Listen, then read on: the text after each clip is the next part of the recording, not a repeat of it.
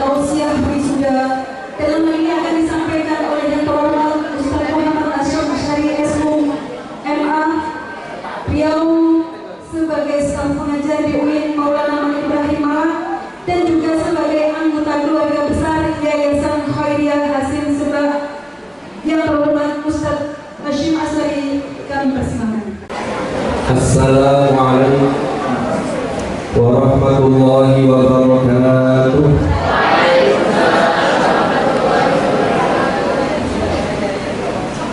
Hamdan liman qala fil Qur'anil Karim. A'udzu billahi minasyaitonir rajim. Huwa alladzi ba'atha fil ummiyina rasulan minhum yatlu 'alaihim ayatihi wa yuzakkihim wa yu'allimuhumul kitaba wal hikmah. Al-ayah. Salatan wa salaman ala habibina wa ala man qala adibu auladakum ala thalathi khisal hubbi nabiyikum wa hubbi ahli baitihi wa qira'atil Qur'an. Fa inna hamalatal Qur'an fi dhillillah yawma la dhilla illa dhilluh ma'a anbiya'ihi wa asfiya'ihi. Amma ba'd, hadratal muhtaramin yang terhormat, jajaran pembina, pengawas dan pengurus Yayasan Khairiyah Hasim Sebak Jombang, yang terhormat Ketua Majelis Pengasuh Pondok Pesantren Salafiyah Syafi'iyah Sebak Jombang, yang terhormat Ibu Direktur Pondok dan Madrasah Salafiyah Syafi'iyah Sebak Jombang, dan juga Wakil Direktur, yang terhormat Kepala Madrasah Tsanawiyah Salafiyah Syafi'iyah beserta jajaran Wakil Kepala Madrasah, yang saya hormati para wali, wisudawan, wisudawati, yang saya hormati para dewan guru, para asatidz dan ustadzah, dan tidak lupa anak-anakku semuanya, peserta wisudawan dan wisudawati, siswa-siswi kelas 9 Madrasah Tsanawiyah, dan juga wisudawan wisudawati binawar dan tahfiz. Alhamdulillah rabbil alamin. Pada siang hari ini kita bisa berkumpul di majelis ini. Mudah-mudahan ini adalah sebuah miniatur kelak kita dikumpulkan oleh Allah Subhanahu wa taala di surganya. Amin amin amin ya rabbal alamin. Para hadirin dan hadirat rahimakumullah. Ini terus terang saja, saya ini ketika tadi dipanggil itu seketika rasanya itu deg-deg, karena di sini ada banyak asatidz, ada guru-guru, dan juga ada Ibu Ketua Majelis Pengasuh, yang beliau-beliau ini sesungguhnya lebih layak untuk menyampaikan tausiah atau mau'izah. Akan tetapi karena saya diperintah oleh Ustaz Subhan, maka sami'na wa ata'na, tidak bisa sami'na wa asaina. Para hadirin dan hadirat rahimakumullah, tentunya yang pertama kita panjatkan puji syukur kehadirat Allah karena atas limpahan nikmatnya sehingga hari ini kita bisa melaksanakan acara wisuda. Dan tentunya saya ucapkan selamat bagi para anak-anak sekalian yang tadi sudah diwisuda. Mudah-mudahan betul-betul tumbuh menjadi putra-putri yang salih-salihah, menjadi anak-anak bangsa yang berkarakter, yang ilmu kalian nafi'an mubarakan fid-din wa dunya wal akhirah, dan ilmunya barokah. Ini tadi saya terharu sekaligus bangga. Jadi hari ini di Madrasah Tsanawiyah ini ada yang wisuda binawar sekaligus ada yang wisuda Ada yang tahfidz 1 juz, ada yang 2 juz, bahkan ada yang 4 juz. Paling banyak berapa juz tadi? 4. Tadi yang disampaikan oleh Ibu Direktur itu sudah benar, betul sekali bahwa kalau kalian menghafalkan Al-Quran 30 juz, karena Quran itu jumlahnya 30 juz, maka itu harus dimulai. Kalau hanya diangan-angan tidak mulai, ya kapan selesainya? Sehingga 1000 langkah itu pasti dimulai dengan langkah pertama. Maka pesan saya bagi yang wisudawan wisudawati binawar atau yang tahfidz tadi itu, lanjutkan. Bagi yang belum, ini mudah-mudahan menjadi motivasi. Karena kalian ini yang wisuda purna siswa, saya itu dari tadi itu angan-angan sampai saya cek di kamus besar bahasa Indonesia, purna itu selesai. Purna siswa berarti ini harus dilanjutkan, kata-katanya tidak boleh diputus. Tidak boleh wisuda purna siswa selesai, harus dilanjutkan purna siswa madrasah tsanawiyah, artinya purna sebagai siswa MTS yang akan lanjut ke jenjang berikutnya.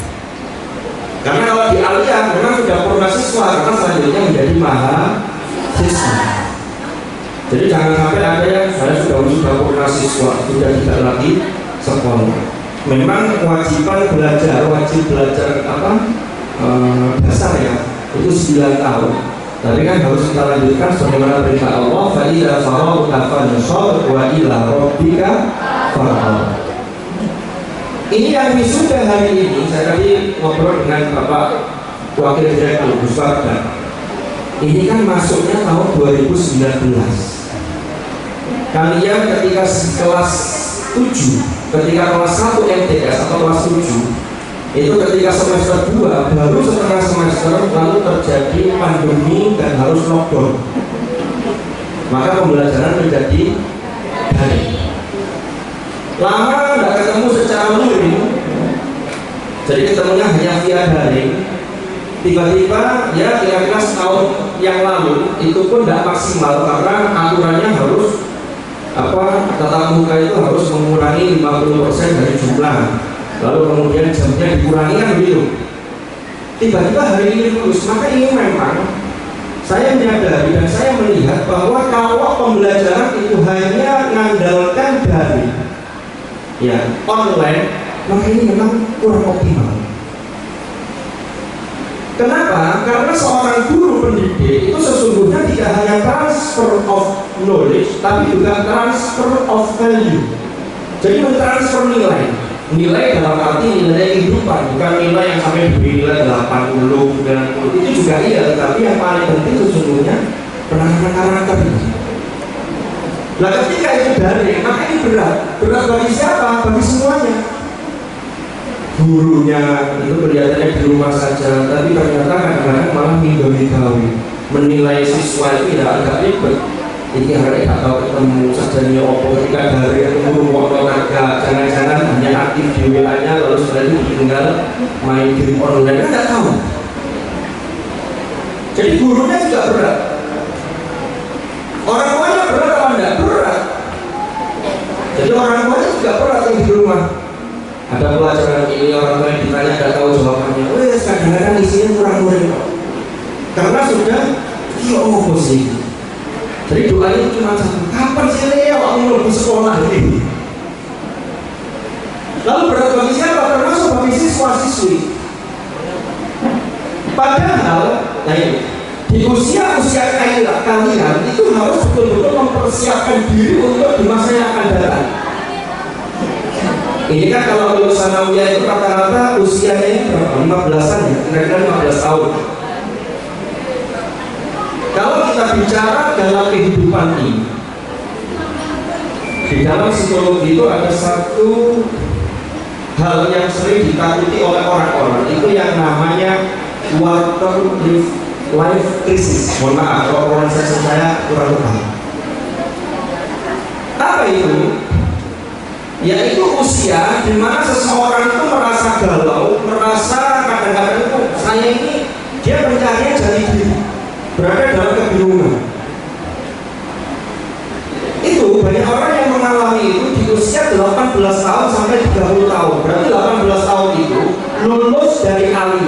lulus dari SMA masuk ke perguruan tinggi sampai lulus dari perguruan tinggi sampai di sana umur 30 itu mengalami. Jadi ada seperempat dari kehidupan seseorang itu yang dia mengalami suatu krisis. Ini kalau tidak dipersiapkan di usia-usia sebelumnya, ini seseorang ini akan mengalami ya bisa gangguan emosional karena ini terkait dengan kecerdasan emosional, dan itu sangat terkait dengan apa yang sudah kita siapkan hari ini.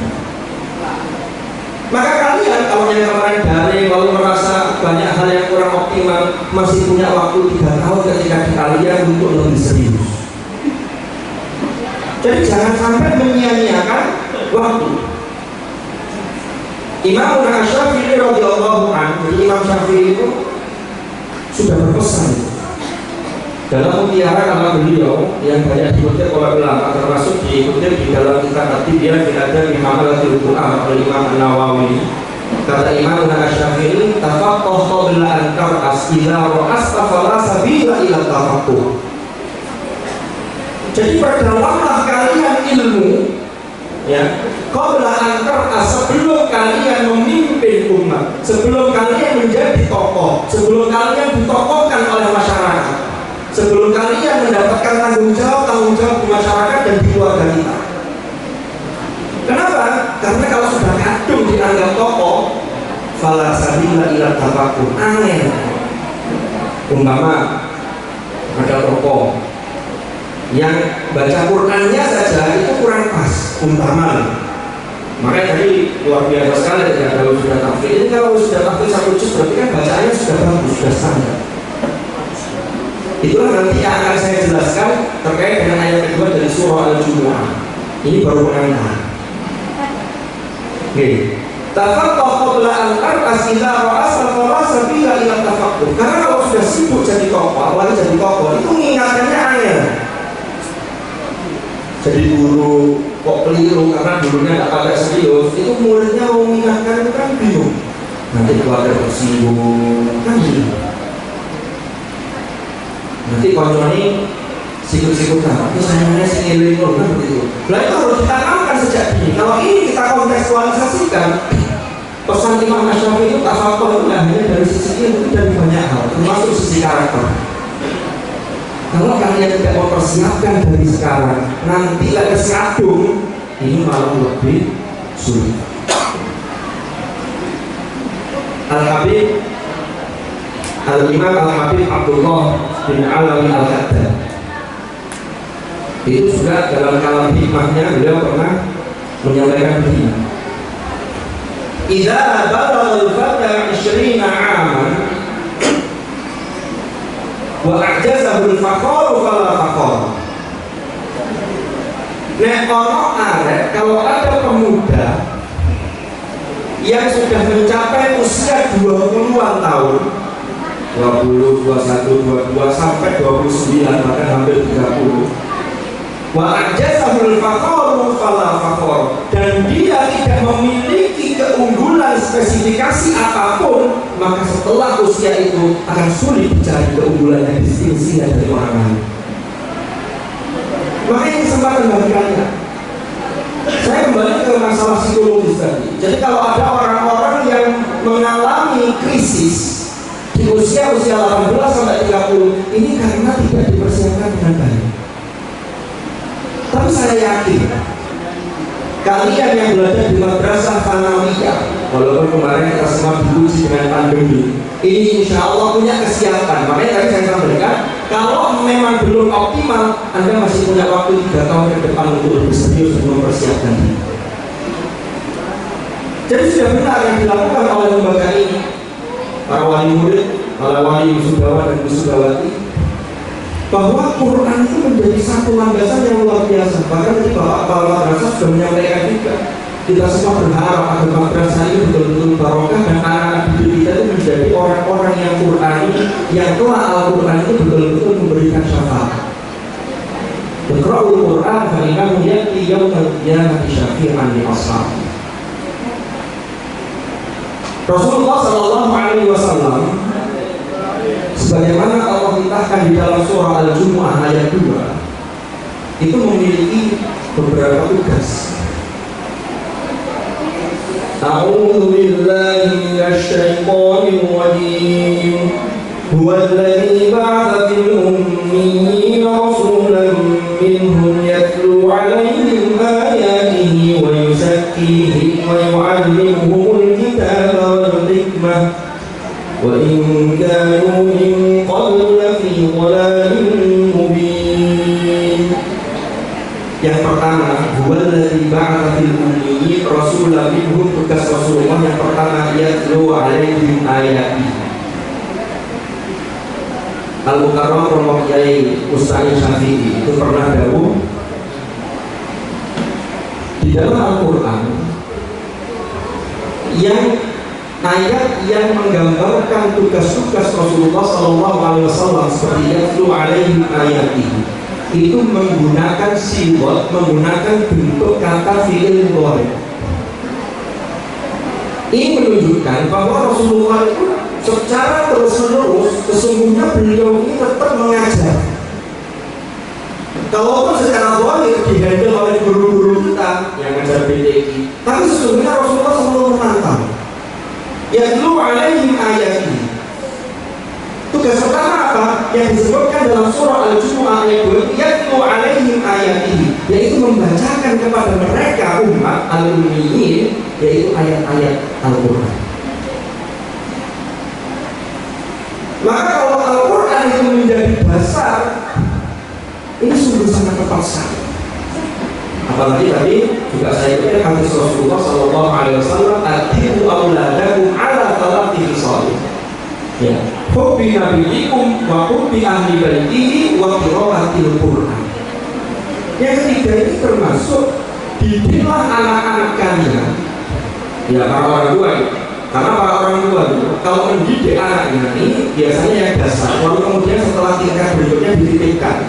Bisa di pesantren, di sekolah. Karena kalau dididik orang tua saja, ini biasanya hasilnya kurang optimal. Kalaupun ada beberapa orang tua yang berhasil, tapi jumlahnya bisa dihitung jari. Makanya biasanya kalau kita lihat putra-putra kiai itu ada yang kalau putranya kiai dipondokkan ke sana, ini dipondokkan ke sini dan seterusnya. Jadi tidak dididik sendiri karena biasanya berbeda hasil. Tapi tetap yang dasar sudah diberikan. Yatlu 'alaihim ayati. Nah, kita lihat di situ menggunakan yatlu 'alaihim. Dalam tinjauan bahasa para hadirin dan hadirat, tala yatlu membaca Quran itu bisa menggunakan kosakata atau mufradat, bisa qara yaqra'u atau tala yatlu, tapi ada perbedaan.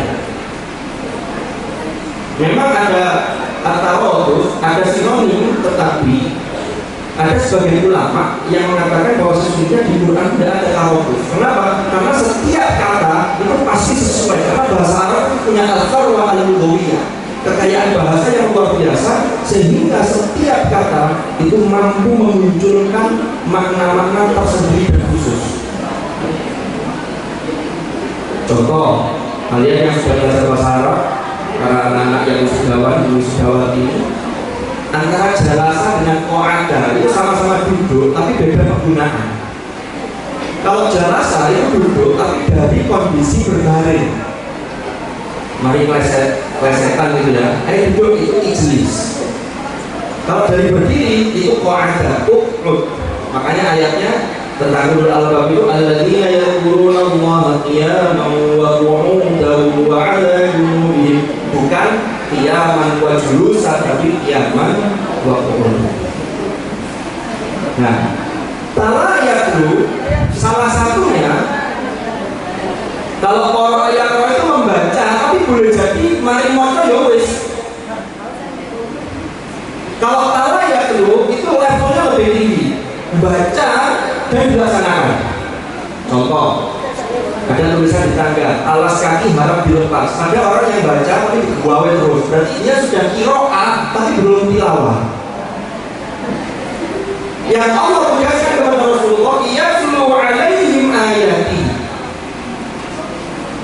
Jadi Rasulullah membacakan kepada mereka agar apa? Agar umat Rasulullah itu betul-betul memahami isi kandungannya dan melaksanakan ajaran yang ada di dalam Al-Quran.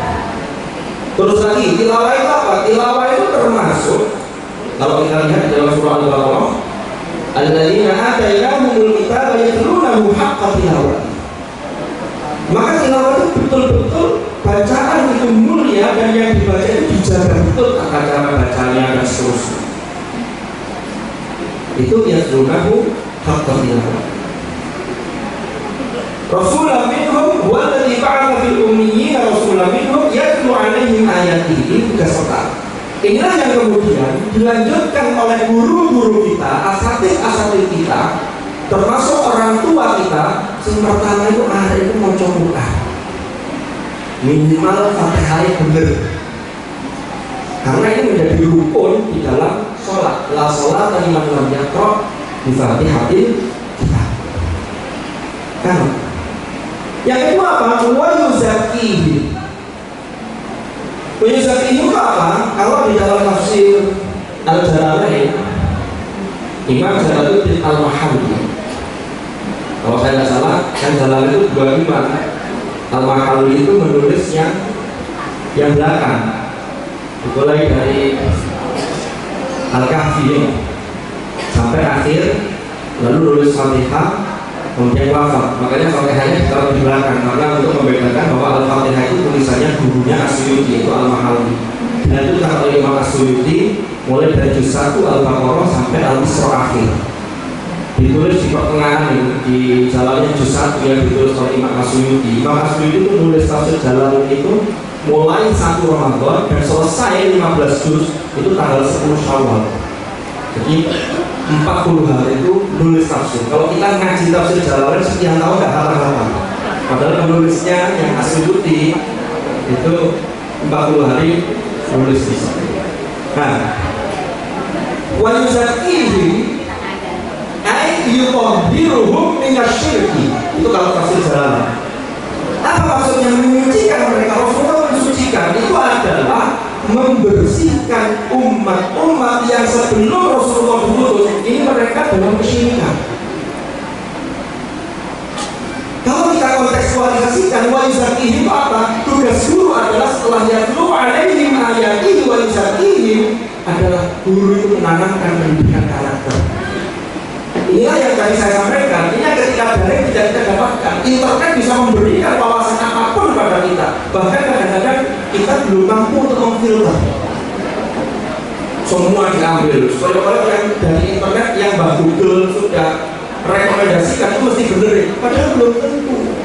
Siapapun bisa menulis di internet. Bahkan kita nggak tahu ini latar belakang afiliasinya ini apa, gerakannya apa, dan seterusnya kita nggak tahu. Dan ini yang menjadi PR.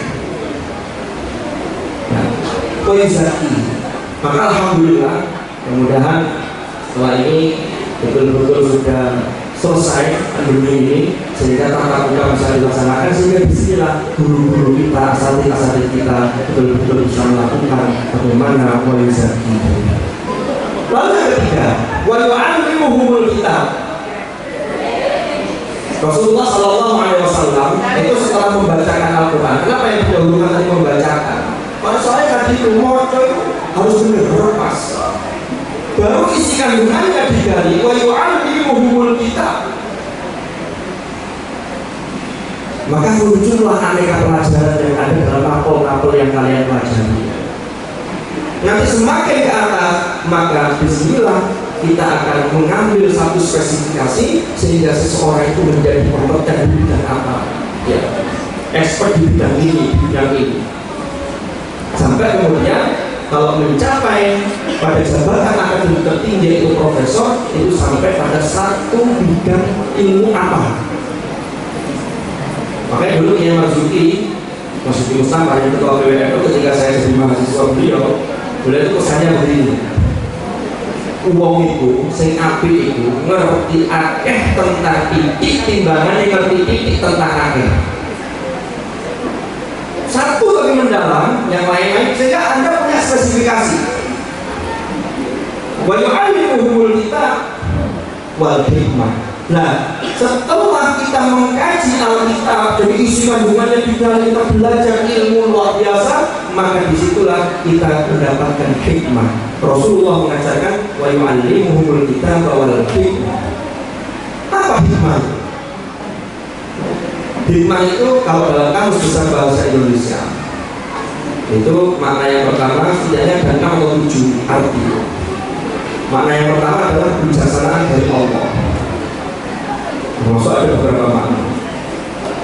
Kita ini sering mengingatkan hikmah. Contohnya apa? Ketika ada teman kita curhat ke kita, masalahnya begitu, nasihatnya itu singkat, sing sadar untuk orang hikmah. Kadang-kadang itu bingung, oh saya hikmah ini. Ya. Nanti jangan dijawab, oh hikmah itu salah satu nama guru di Madrasah Salafiyah.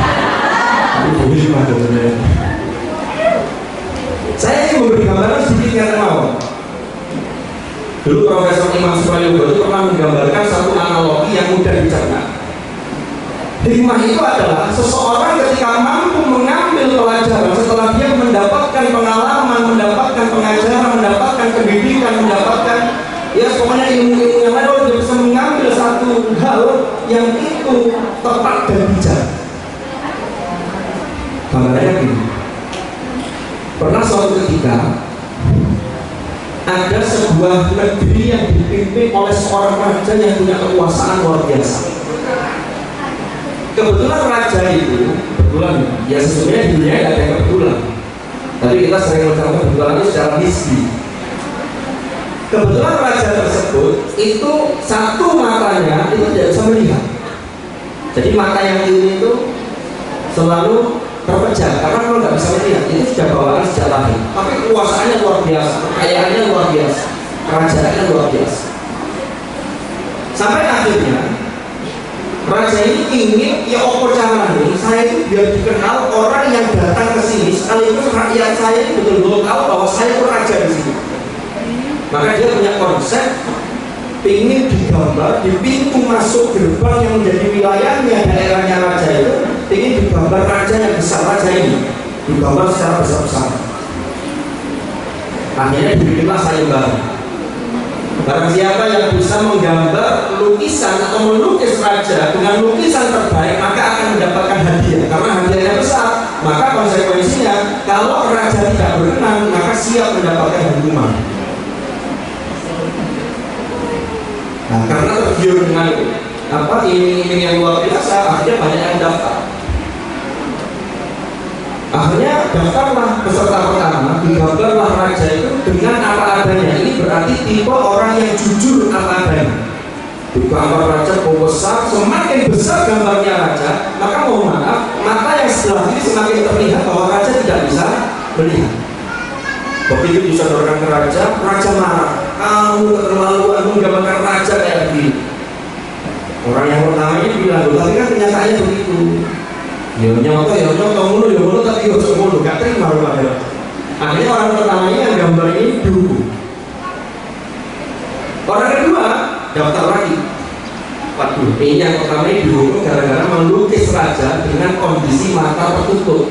Maksudnya begitu. Akhirnya orang yang kedua terus nyai gambarnya tak lekno wajahnya apa raja itu mata yang ini dimelekkan sehingga dua-duanya itu bisa melihat. Disodorkan kepada sang raja. Apa kata raja? Kamu terlalu jelas-jelas mata saya nggak bisa melihat satu yang kiri. Kenapa kalau di gambar ini ada bisa melihat? Raja tidak berkenan. Akhirnya orang yang kedua ini dihukum. Berarti orang yang kedua ini tidak jujur. Yang pertama tadi kan jujur. Ya. Di sinilah kemudian ada orang yang nomor 3 yang kemudian mendaftar, dia memetakan ini masalahnya apa? Oh, masalahnya ini raja dilukis begini tidak terima, dilukis begini tidak terima. Akhirnya dia punya satu ide yang menggabungkan antara kejujuran dan kebijaksanaan. Nah, ini yang penting. Berarti dia bisa memetik hikmah dari peristiwa dua pelukis sebelumnya. Akhirnya dia mendapatkan informasi ternyata raja itu hobinya itu berburu binatang di hutan. Nah, orang berburu itu kan biasanya bawa satu senapan yang panjang. Yang senapan itu kalau orang mau nembak itu mesti merus cc. Kalau mau nembak itu mulai karoi, gak titis apa ya, gak kena. Maka akhirnya orang ini menghadap raja, raja saya siap melukis baginda dengan pose terbaik dengan gimana caranya? Saya punya senapan ini. Lalu raja berpose sebagaimana hobi raja ketika berburu binatang. Wah, ya raja semangat sekali. Ya yang ini ya nggak usah dimeronkan, sudah merem karena memang nggak bisa melihat. Akhirnya dilukislah oleh pelukis yang nomor 3 tadi, jadilah lukisan yang baik dan raja merasa puas. Inilah orang yang bisa mengambil hikmah dan dia memadukan jujur dengan bijak. Ya ini wa yu'allimuhumul kitaba wal hikmah. Para hadirin dan hadirat rahimakumullah. Maka dari itu saya jadi teringat suatu ketika, jadi orang yang ahli hikmah itu memang luar biasa. Termasuk saya sebelum cerita yang lain, Allah berfirman dalam surah Al-Baqarah ayat 269 itu, yu'til hikmata man yasha wa man yu'tal hikmata faqad utiya khairan katsiran wa ma yatadzakkaru illa ulul albab. Ya walaupun di situ mufassirin berbeda menafsirkan hikmah itu apa, karena di Al-Quran hikmah itu bisa diartikan ya kalau di dalam tafsir Ibnu Katsir itu wa yu'allimuhumul kitaba wal hikmah. Hikmah itu adalah termasuk apa-apa yang terkandung, termasuk kandungan hukum yang ada dalam Al-Quran. Karena semua hukum yang ada dalam Al-Quran itu mengandung kebijaksanaan Tuhan. Ada yang menafsirkan wa yu'allimuhumul kitab, Al-Kitab ayat Al-Quran, Al-Hikmah yaitu hadis-hadis Rasulullah SAW, Rasulullah Nabawiyah. Nah, tapi menggabungkan dari itu maka makna hikmah yang kita ambil yang tadi. Suatu ketika salah satu khalifah dinasti Abbasiyah yang namanya Al-Ma'mun. Kita tidak usah bicara mengenai Al-Ma'mun ini biologinya apa, karena Al-Ma'mun ini Mu'tazili. Ya. Tapi Al-Ma'mun ini dia punya konsen terhadap ilmu pengetahuan luar biasa. Termasuk perkembangan ilmu pengetahuan ketika Al-Ma'mun itu membangun perpustakaan di Baghdad. Tapi Al-Ma'mun itu melihat anaknya yang sesungguhnya oleh dia digadang-gadang sebagai putra mahkota walaupun tidak jadi khalifah, karena berikutnya adiknya yang kemudian keponakannya yang kemudian sempat jadi khalifah.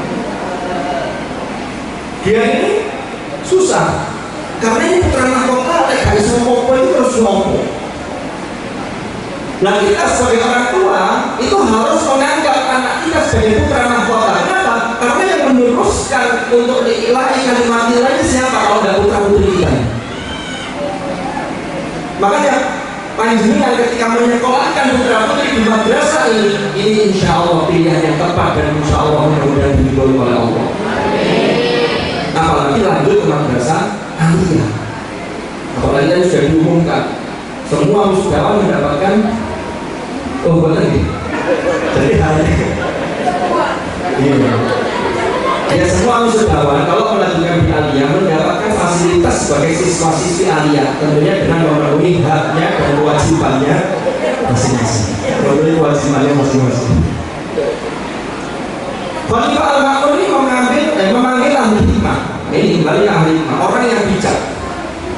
Kata Khalifah Al-Ma'mun begini, "Iya anakku itu apa ini?" Dia maklum, karena kadang-kadang itu ujiannya bagi putra mahkota, apalagi seorang raja yang beneran khalifah, itu kadang ujiannya ini anaknya kok malas. Kadang-kadang, tapi kalau putra putri bapak ibu semua kan insya Allah sergel, kecuali yang belum sergel. Maka yang belum sergel masih punya waktu 3 tahun ke depan sebelum masa mengalami quarter life crisis. Nanti yang sudah sampai di awal, jangan sampai Anda mengalami itu. Lulusan sanawiyah aliyah sebelah itu jangan mengalami ini karena sudah harus dipersiapkan. Dan itu sinerginya harus 3. Bagaimana lembaga yang di dalamnya ada guru-guru yang luar biasa, bagaimana orang tua yang juga mendoakan, mensupport dan lain sebagainya, dan bagaimana siswa dan siswi yang bersangkutan. Kalau ada satu, apalagi siswa-siswinya yang sebagai pelakunya, fakilnya ini bermasalah, maka ya berat. Maka ini penting sekali. Saya lanjutkan.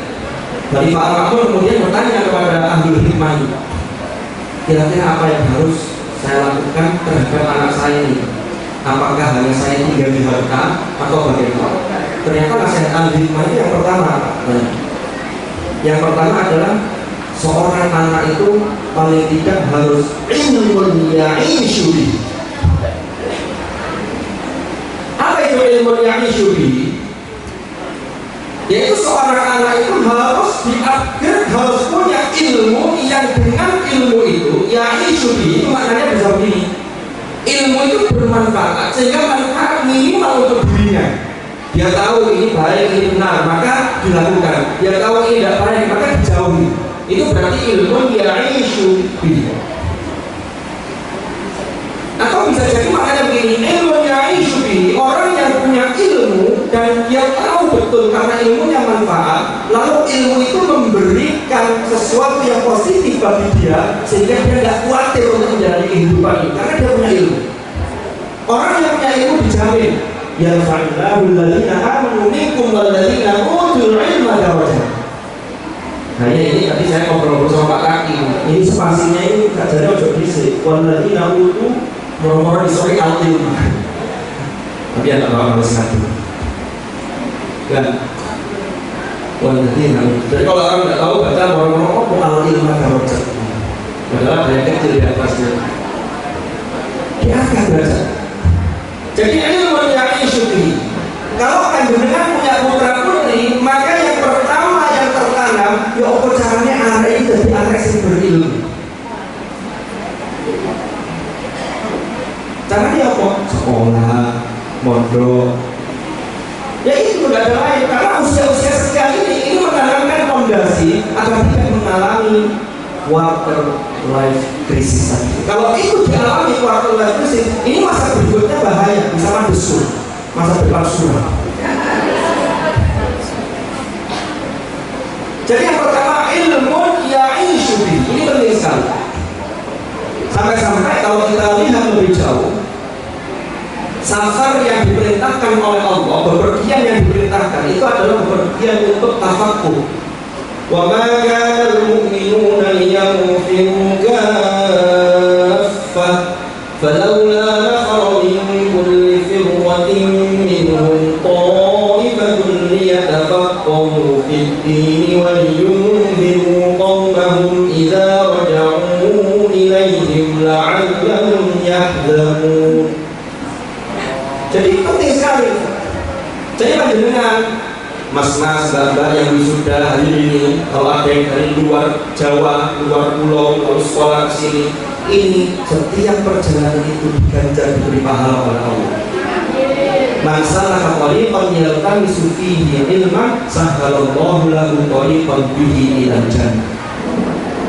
Jadi dimudahkan oleh Allah dalam menuju surga. Semoga manfaat ilmu. Lalu yang kedua, apa kata ahli hikmah? Nek angel sudah berusaha menuntut ilmu tapi kalau angel, maka paling tidak yang kedua. Apa itu yang kedua? Fa'adabun yata'alla bihi bainan nas. Yang kedua itu arah itu. Nek gak patah pinter, maka jangan sampai kehilangan yang kedua. Apa itu? Punya etika. Fa'adabun yata'alla bihi bainan nas. Yang dia berhias dengan adab itu ketika dia berinteraksi dengan masyarakat, ketika berinteraksi dengan orang-orang yang lain. Romo sudah ini. Jadi kalau sampean, ya, fa'adabun yata'alla bihi bainan nas. Ini penting sekali. Orang pinter tapi akhlaknya apik, di masyarakat Anda masih dipandang oleh orang. Arek iku, masya Allah, akhlak luar biasa. Ngerti unggah-ungguh, bisa memposisikan diri. Tapi pinter kan dia unggah-ungguh, mesti ada sayangnya. Sajanya itu pinter, tapi ngeri. Lagi nanti itu sih gak enak. Nek tapi sih enak, tapi gak enak. Jadi yang kedua kata ahli hikmah ketika menasehati khalifah al-Ma'mun karena meminta nasihatnya itu, fa'adabun yata'alla bihi bainan nas. Kalau bisa dua-duanya dipadukan, ini yang luar biasa. Ya. Lalu yang ketiga apa? Yang ketiga dikatakan oleh ahli hikmah, malun yasturu. Malun yasturu itu apa? Harta yang bisa menutupi dia. Maka orang wong sugih, anaknya kakak pintar, umpama loh ini, tapi di sini ada. Undang-undang kakak teh, tapi loman iya. Ada itu saja Kak pintar loh, Kak Belum nih, bukan lumayan. Makanya kalau bisa, walaupun kita bukan putra mahkota seorang raja, tapi anggaplah kita adalah putra mahkota dari orang tua kita, karena orang tua kita ini berharap ke siapa kalau tidak ke kita? Mas-mas, bapak, sampai dengan orang tua, maka 3 hal inilah jadi ilmun ya'ishu bihi fa'adabun yatahalla bihi bainan nas, dan yang ketiga malun yasburu. Ini harus selalu kita usahakan. Itulah mungkin beberapa hal yang bisa saya sampaikan. Tidak usah lama-lama, karena biasanya saya itu kalau ngisi, kalau model berdiri begini sebenarnya ada pesan tersirat, khusus-khususnya. Kalau duduk dikasih kursi kayak pengajian umum, tapi memang konteksnya bukan pengajian umum, ini pengajian khusus. Sehingga tidak usah lama-lama. Apalagi saya tadi lupa ada bawa aqua saya tinggal di sana. Tapi kalau membawa nanti minum di sini jadi masalah juga. Jadi opus ini ngaji kok, kemudian kok minum ambil ngatek. Jadi lawannya sudah mulai berpindah. Jadi terakhir, sebelum saya akhiri apa yang saya sampaikan, ini khususnya para wisudawan dan wisudawati, maka jangan berhenti purna siswa, tapi Anda baru purna siswa MTS yang harus dilanjutkan ke jenjang berikutnya. Tadi saya sempat ingat Ustaz Subhan. Ini kan di Sanawiyah ini ada program tahfidz. Kebetulan saya di Hayat Tahfidz Al-Quran di Wimal itu alhamdulillah sudah menjalin kerjasama dengan 2 lembaga. Satunya SBI, satunya SMP. SMP ini baru. Dalam hal apa? Dalam hal tes tahfidznya.